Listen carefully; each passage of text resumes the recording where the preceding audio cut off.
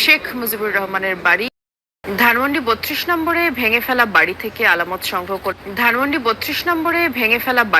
আলামত সংগ্রহ করেছে সিআইডি ক্রাইম সিন ইউনিট।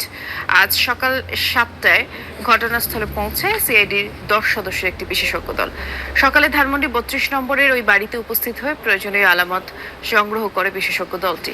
গত ৫ ফেব্রুয়ারি পালিয়ে যাওয়া সাবেক প্রধানমন্ত্রী শেখ হাসিনার অনলাইনে বক্তব্য দেয়াকে কেন্দ্র করে ৩২ নম্বরের গুড়িয়ে দেয় বিক্ষুব্ধ ছাত্র জনতা।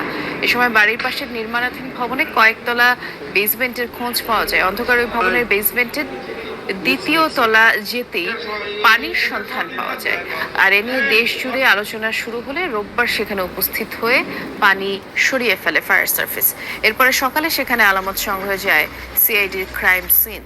আমরা যা আলামত পাচ্ছি, সন্দেহজনক যা আলামত পাচ্ছি তা কালেকশন করতেছি এবং সেগুলো কালেকশন করার পরে আমরা বুঝতে পারবো এই